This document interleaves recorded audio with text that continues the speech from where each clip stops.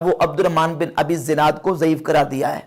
تو اب عبد الرحمن بن ابی الزناد جو اس کا مرکزی راوی ہے اس روایت کا، جس میں مولا علی رضی اللہ تعالیٰ کے حوالے سے جو حدیث کا سہارا لے کے مرزا جرمی رفع الیدین کا دوام ثابت کرنے کی کوشش کرتا ہے، یہ روایت درجہ صحت کو نہیں پہنچتی۔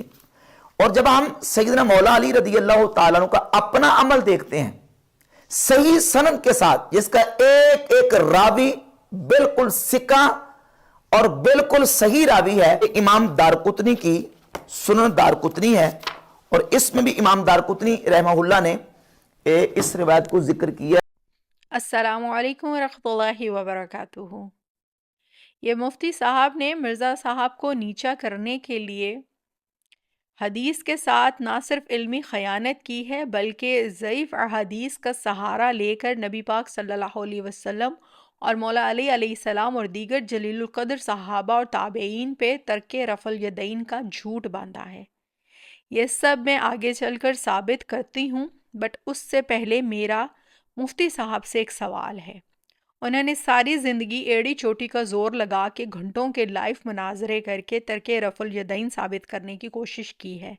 ایک لمحے کے لیے اگر ان کی بات مان لی جائے کہ رفع الیدین ترک ہو چکا ہے، یا بقول ان کے مولا علی نہیں کرتے، نبی کریم صلی اللہ علیہ وسلم نہیں کرتے، حضرت عمر، ابن مسعود، ابن عمر نہیں کرتے، اور کئی اماموں کے حوالے انہوں نے دیے کہ وہ نہیں کرتے، تابعین نہیں کرتے، تبع تابعین نہیں کرتے ہیں۔ جب کوئی نہیں کرتا ہے تو پھر یہ کیوں کرتے ہیں؟ عیدین میں ان کو کیا ہو جاتا ہے؟ عیدین میں آپ نبی کے دین کو بگاڑتے ہیں، رفع الیدین کر کے بدعت کرتے ہیں۔ پھر جو ایک کہانی آپ لوگوں نے کروائی ہوئی ہے کہ نماز کا سکون خراب ہو جاتا ہے، سال میں جو ایک بار نماز ادا کرنی ہوتی ہے اس میں آپ لوگوں کو کیا ہو جاتا ہے؟ رفع الیدین پہ رفع الیدین کر رہے ہوتے ہیں، وہ سکون سے کیوں نہیں پڑھتے ہیں؟ شریعت کو گھر کی لانڈی سمجھ رکھا ہے کہ جہاں دل کرے گا وہیں سیٹ کر دیں گے۔ طوفان مچا کر رکھا ہوتا ہے کہ رفع الیدین ترک ہو گیا ہے، رفع الیدین منسوخ ہو گیا ہے۔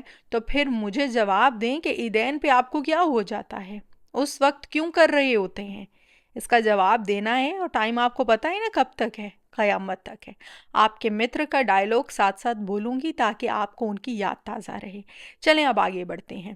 آپ نے بولا مرزا دھوکہ دیتا ہے، مولا علی ولی حدیث سے رفع الیدین ثابت کرتا ہے، حالانکہ اس میں جو مرکزی راوی ہے وہ عبد الرحمن بن ابی زناد ہے جو کہ ضعیف ہے، اور پھر ایک لمبی لسٹ بیان کی ان کو ضعیف ثابت کرنے میں، اور جن اماموں نے ان کو ضعیف کہا ہے ان کے نام بھی آپ نے بتائے۔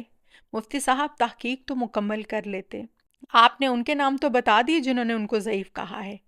ان اماموں کا کیا کرنا ہے جنہوں نے ان کو ثقہ کہا ہے، جن میں امام مالک، امام ترمذی ہیں، اور امام مالک نے تو یہاں تک کہا ہے عبد الرحمن بن ابی زناد ثقہ ہیں، مالک ان کی توثیق کرتے تھے اور ان کی روایت لکھنے کا حکم دیتے تھے۔ ان کے حوالے سے آپ کیا کہیں گے؟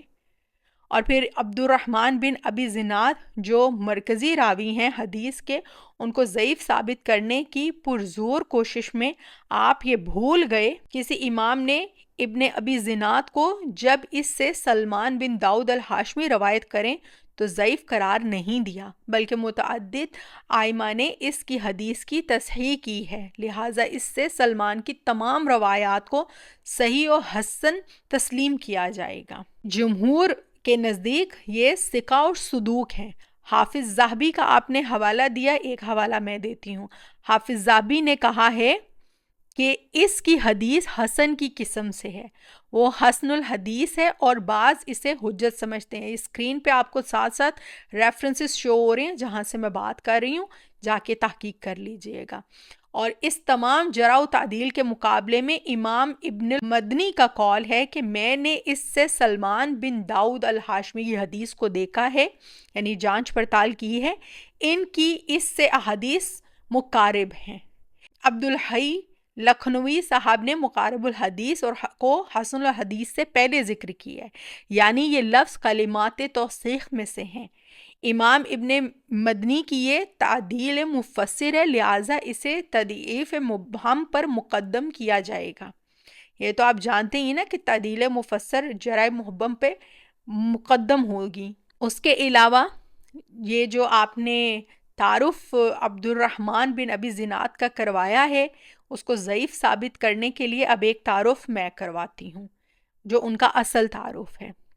عبد الرحمن بن ابی زناد حدیث میں انہوں نے انس بن مالک، عائشہ بنت سعد، ابو امام بن سہل بن حنیف، سعید بن مسیب، ابو سلمہ بن عبد الرحمن، ابان بن عثمان، خارجہ بنت زید بن ثابت، عبید بن حسین، عروہ بن زبیر، علی بن حسین، عمر بن عثمان، عبید اللہ بن عبداللہ بن عتبہ اور محمد بن حمزہ وغیرہ سے فیض اٹھایا تھا۔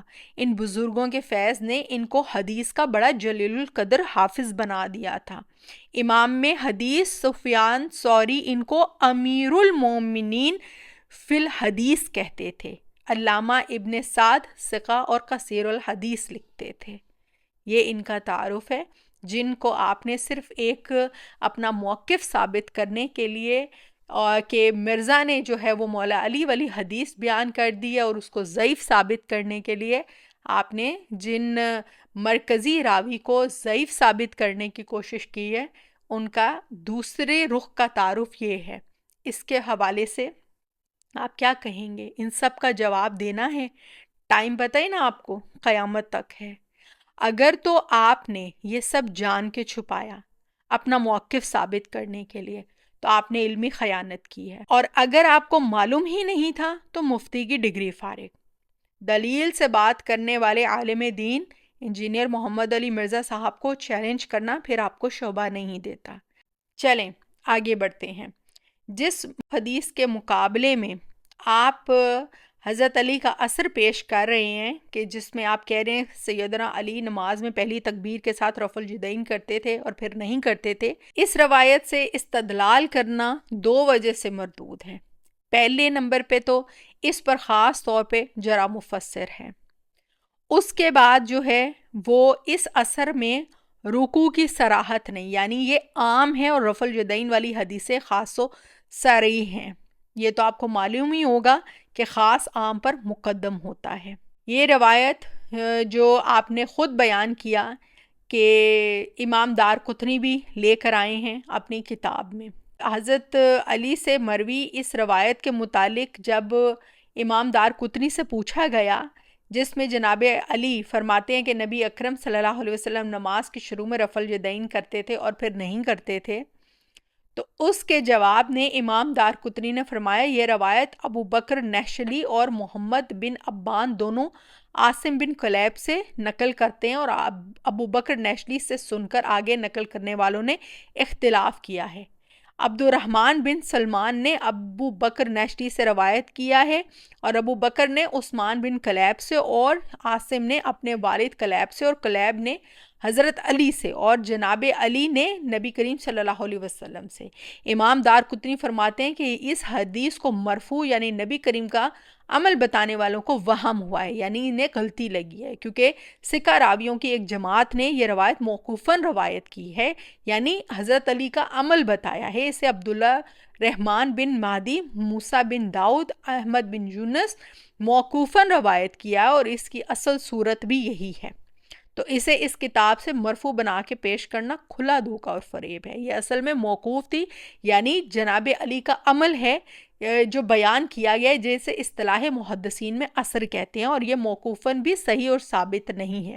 امام ابو بکر البیہقی نے سنن الکبریٰ میں بسند نقل فرمایا ہے کہ عثمان بن سعید الدارمی یعنی امام دارمی المتوفہ 280 ہجری نے سیدنا علی کی یہ عدم رفع الیدین والی روایت ذکر فرمائی اور فرمایا کہ یہ روایت نہایت کمزور نکارہ اسناد سے مروی ہے، اور خود امام بیہقی فرماتے ہیں کہ ابو بکر نحشلی اس درجے کا راوی نہیں جس کی روایت سے دلیل لی جائے یا اس کی روایت سے کوئی ایسی سنت ثابت ہو جو اس کے علاوہ کسی اور نے روایت نہ کی ہو۔ امام سفیان ثوری نے اس کا انکار کیا ہے، امام احمد نے اس کا انکار کیا ہے، امام بخاری نے ضعیف کہا ہے، ابن ملکن نے کہا ہے کہ یہ جو حضرت علی کی طرف منسوب اثر ہے یہ ضعیف ہے، ان سے صحیح ثابت نہیں، اور بخاری نے بھی اسے ضعیف قرار دیا ہے۔